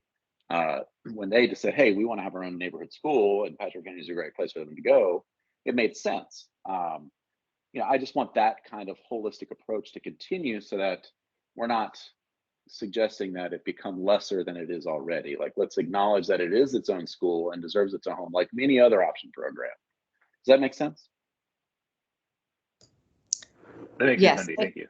Yeah, I agree with you, Andy, and I support your language that you put on the side. And I was on the FAC when the move when Montessori moved out of Drew and into the Henry building, so I know what you mean about co-location, and I like your language that um, that this is a decision that or an option that would allow better allocation of scarce resources for other facilities, reducing excess capacity, and that the Montessori program has equal consideration for a facility that serves its needs. I think that's well put, and I support that. Thank you so much. I appreciate it. Okay, so if I am noting that it's 8:45, and so is there any other discussion from community members about this as a recommendation? Do we support it as being a recommendation from JFAC? Any opposition to having it included as? Okay, none heard. We are moving on. And then this last bullet point of this main existing facilities is just as a joint facilities advisory committee, and noting that a TJ middle school major renovation rebuild would be a joint school board county board project. Does anyone have any opposition to highlighting the need for a TJ that planning for a TJ middle school major renovation rebuild?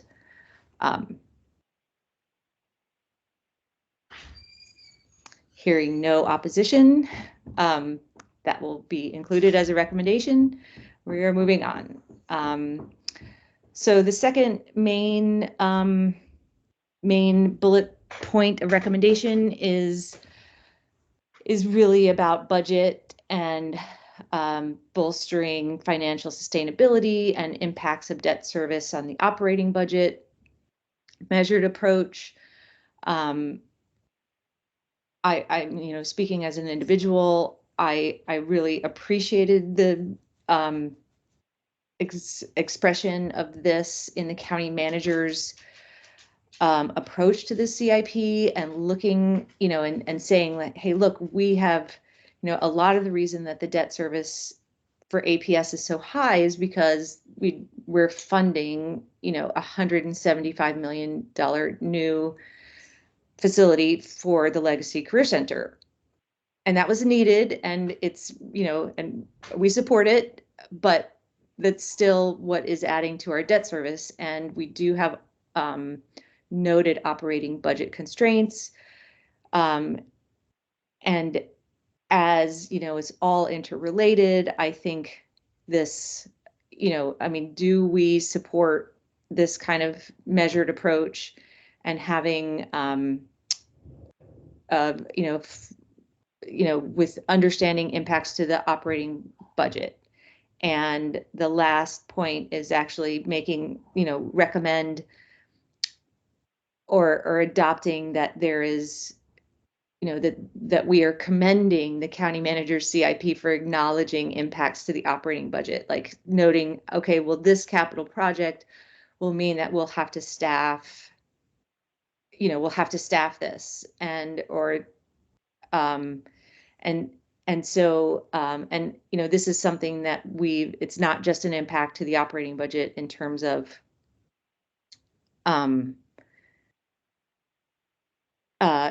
debt service, which is obviously an impact, but there are other impacts to facilities decisions that will impact the operating budget.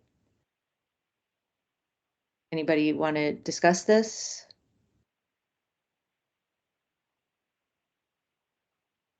I mean, I definitely welcome others to speak, but I think this is a good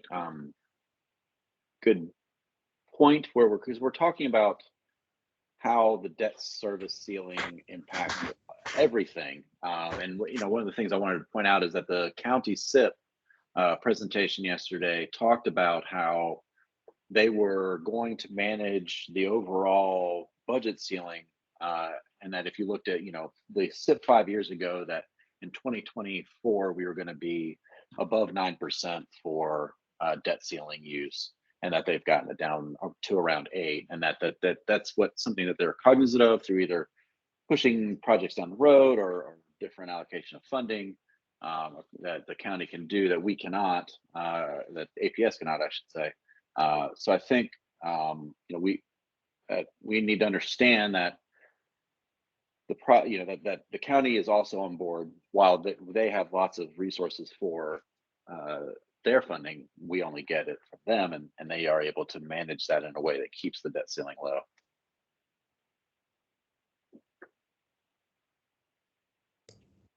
Okay, thank you, Andy. Anybody else have any? All right, any opposition to including this main point in a recommendation? Hearing none, we'll move on. The next one is environmental resiliency and climate. This is basically support school board, kind of aligning school board and county board. Other than the trade center optimization study in the school board, there are, the county board CIP noted, solar on roofs, and, at our JFAC meeting last week, we had someone from an environmental group came and gave public comment about, if we're putting on, if we're doing a new roof project, to kind of prioritize that those new roofs are solar ready. And, I think, this recommendation is basically kind of meant to recommend that the school board make an acknowledgement of that, and also to begin to budget for those possible increased costs. And I think you could also look at that as a way of, so if we have solar on roofs, then and we have energy efficient buildings, then that will actually make an impact on our operating budget in a positive way, because we're saving money on energy use and sustainability. So does anybody have any comments, any additional suggestions on what to add in here? Steve, you very often have something to say.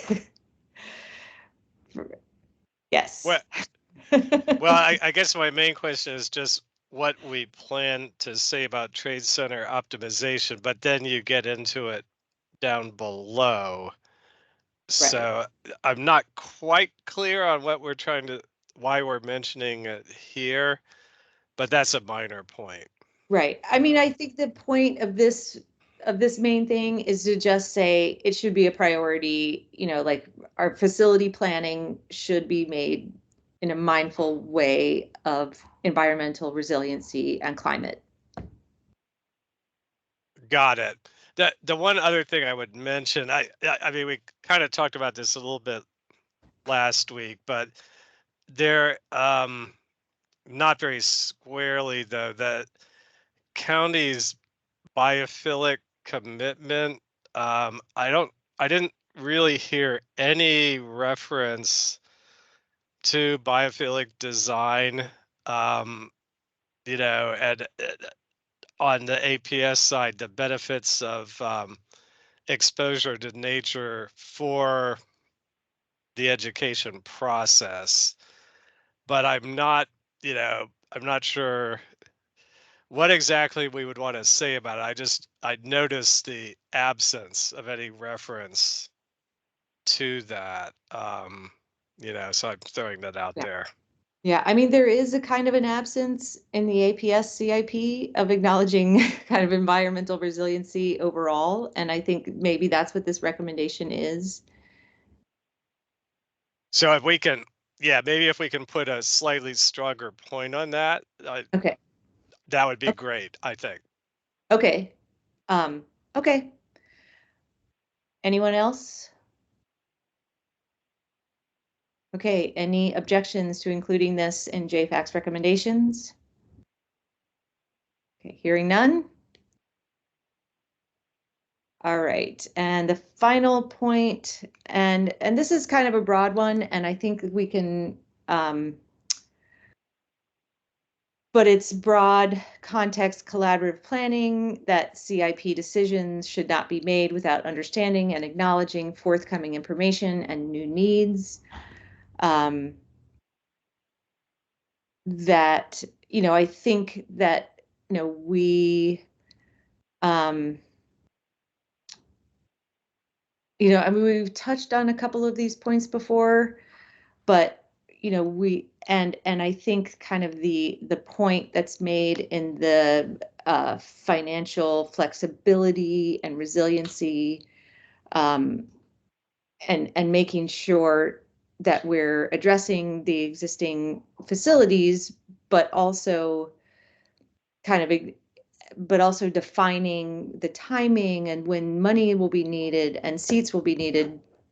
I mean, not seats, but when funding will be needed and timing for major renovations or rebuild or other major infrastructure projects like roof, kind of those specific timing. And I think right now, one of the things that we've discussed as JFAC and as part of our broader thinking about things in a broader holistic context is that right now the information that we know is forthcoming with the feasibility studies, we know that we don't know what those costs are going to be.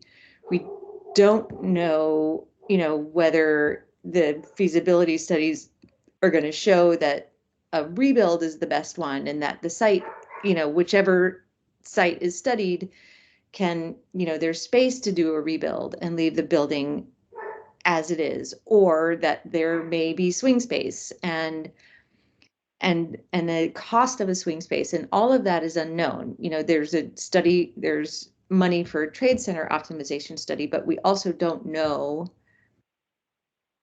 when, there's the costs unknown for what that will be, and when the timing will be needed for that money. If they complete a trade center optimization study this year or the feasibility studies this year, will there be money available in the year after to start planning for that optimization study? Will space be needed somewhere else to move, to move something off the trade center site, to go to, to create more space for EV chargers? Steve Young. Yeah, well, to that point, Stacy, there is a reference in the CIP document to moving that NOC from the trade center. And I don't know what the NOC is. I don't know if anyone does know what it is. But it budgeted, I think, 6.6 million for relocating the NOC. But I think the broader question again is what's the longer range plan, which really needs to take into account other sites in addition to Trade Center, prominently including the Quincy site. And there is some money relevant to Quincy in the CIP as an aside. So what's, how are they looking at Quincy and the Carlin Springs site? And crucially, what's their plan for public engagement? Or is this all going to be done in secrecy, which has been the pattern to date?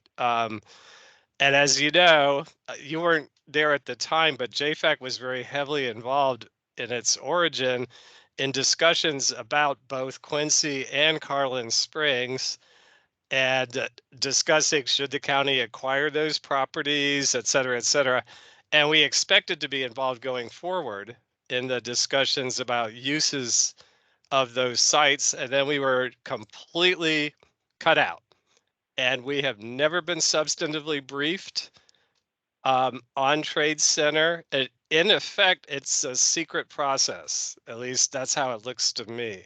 So I really would like for us to be pretty direct, and asking the big questions about what's the plan, how are you planning to do public engagement, how are you considering, the broader picture, what are the trade-offs, and you can see these chess piece elements into CIP. It's not like they're not thinking about it, but they sure aren't talking about it in any visible, systematic manner. And I find that extremely concerning, especially since it is dual use, both APS and the county. It's totally in our wheelhouse, and yet they are not bringing us into the picture. They're not giving us an opportunity to add value to the process.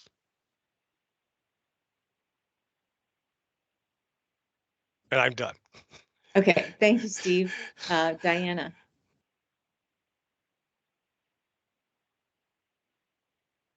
Yeah, it seems that, well, I'm glad, Steve, you mentioned the Quincy site. So that's an important issue. And as I look at the phrasing here, forthcoming information could encompass, like, if we put in a request for information, like in the synthetic fields.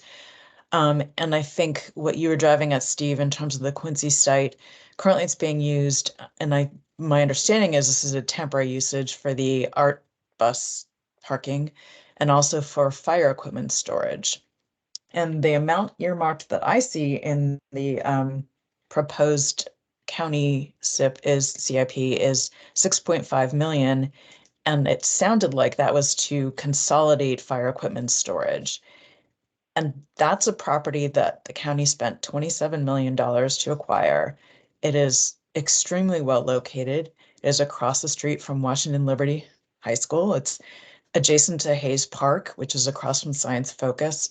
I feel strongly that, and we haven't had a lot of time to discuss this, but that it should be used for a school's purpose. And I had proposed one which would be an arts and performing arts school like Duke Ellington in DC. Again, we don't have budget right now to build something like that, which is why I would propose trying to do something as a public-private partnership in the future. But looking at this, I see 6.5 million being spent to consolidate fire equipment storage, which is not, in my opinion, a good use of that land.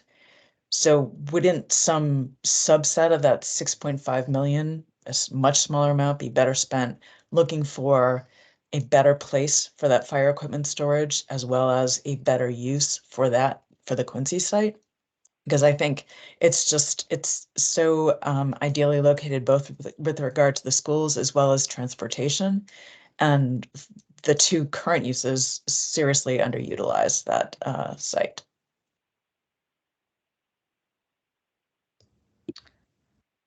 Okay, thank you, Diana.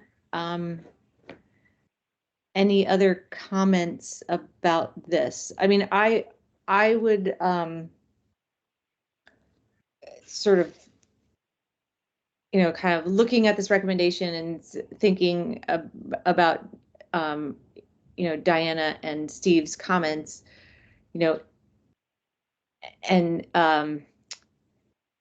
how about bringing in, from the guiding question, the piece that we added, Steve, based on your recommendation, like, are there pieces missing? You have to, when you're planning holistically, like, are you considering, how each decision is also connected to other site decisions and that interconnectedness, which is our role on JFAC. And I think how would you guys feel about incorporating these thoughts in in that kind of language. I think that's on the right track, Stacy. We also had language about long range planning, right? Yeah. And I think this is Yeah. highly consistent with long range planning that Okay. we are not seeing. So I think it's important to weave that in as well. Okay. Yep. And long range planning is part of our charge and mission, as well as connections and collaboration. And so does anybody else have any thoughts or any concerns or any sort of losing my words at the moment? Any objections to including this recommendation as part of JFAC's recommendations, as long as we're including language that refers back to our guiding questions of long-range planning and connections, and we will add in the points about those specific sites and what you're talking about, and the questions of consider the broader picture and what's the plan for public engagement and what's the plan for what's the long range plan and are there pieces missing? Any objections? I like it. Okay. Okay. None heard. So we've gone through all of their draft recommendations. Does anybody have any feedback, any thoughts, any overall overarching thing that they want to add to the discussion? Wells, do you have something to add in? Nothing in particular. I think it's been a great discussion so far. I was just going to open the floor. Also, if anybody had any specific other recommendations that they wanted to put up for discussion before we wrap.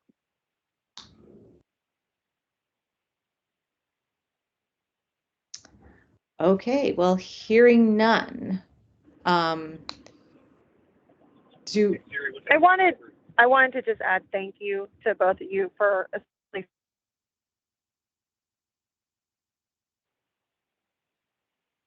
Oh, we kind of lost you, Claire. I heard a thank you. I heard that too. That was key. The bottom line. Yeah, you guys did a lot of work over the last 24 hours. I was just trying to acknowledge that. Thank you. All right, thank you. Brian, do you have? I was going to finish Claire's sentence since we lost her, but yeah, I totally agree. And yeah, thank you so much for the intensity on this. Plus, actually being there, I heard Libby acknowledge that you were there, Stacy. Yeah, there weren't very many other people in that room, but I don't know. I felt like being there was important. So, but it is about 9:07, and I wanted to open the I wanted to open it up for public comment again. Do we have anybody that wants to give public comment at end of meeting? Michael Bruno. Hi, yeah, thank you very much for this opportunity. And first and foremost, I want to thank you all for your service. I mean, I've been sitting here listening, and I've listened to your past meetings. I know very well you're taking this very responsibly, and I appreciate that, not just as a Montessori representative, but as an Arlington taxpayer. And I'm not here to flame anybody for what they're deciding tonight. I want to bring up three distinct points. First of all, MPSA is a school. We got a principal, we got a cafeteria, gymnasium, we got a sign on the building. Our SOLs are reported to the Virginia Department of Education as a school. We will always be a school. We oppose being broken up or co-located easily for other people's benefit. So just, keep that in mind. We're going to fight just like any other school for what we want, what we need. Second of all, we sought the Career Center opportunity because it was the path of least resistance against other people's demise. It didn't come at anyone else's cost. We don't want to take anyone else's building, and we don't want to be set up again for a civil war with a local neighborhood. We actually have scar tissue from that experience.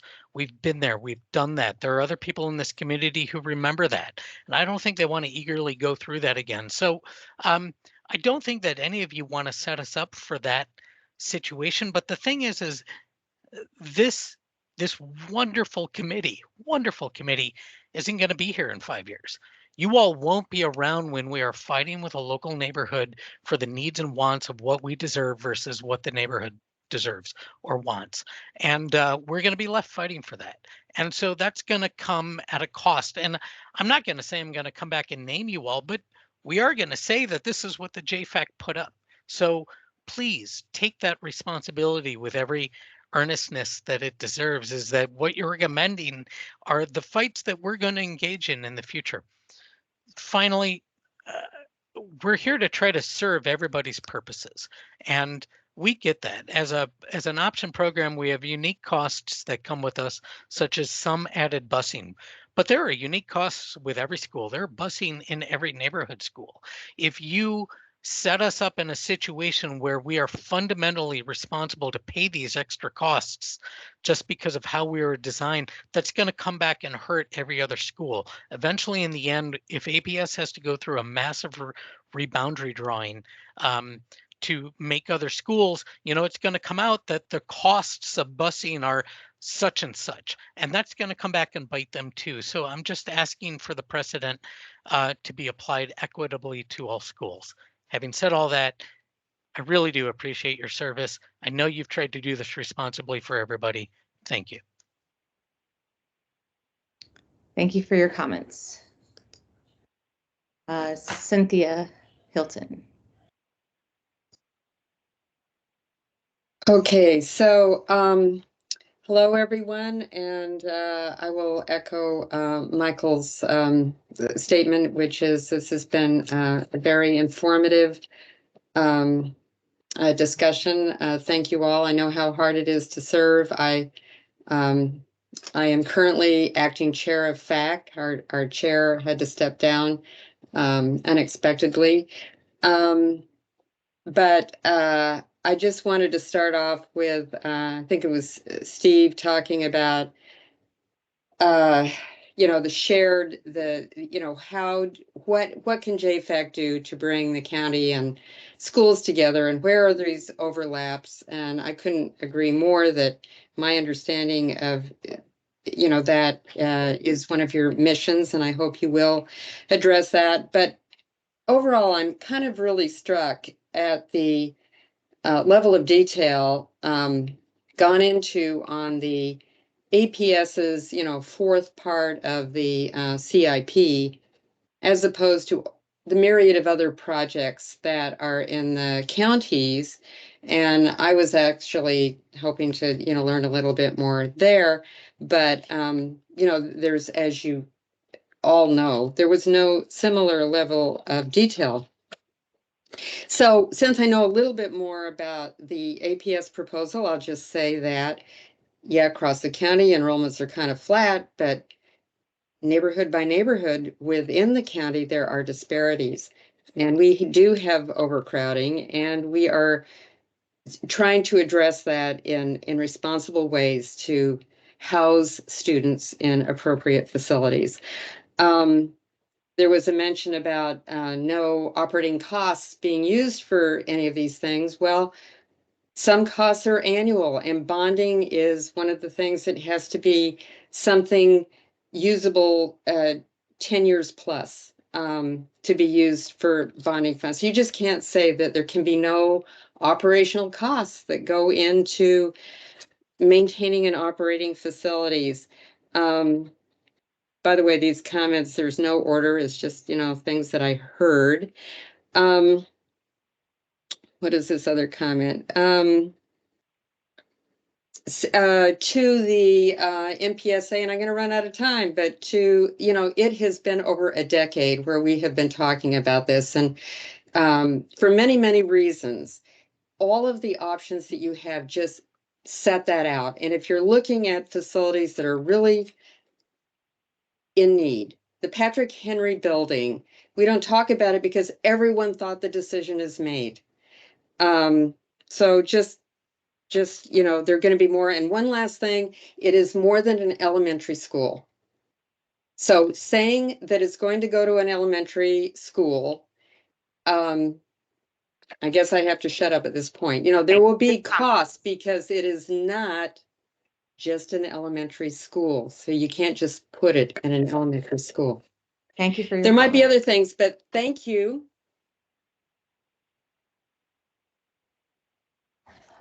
Okay, do members have any other comments, suggestions, thoughts?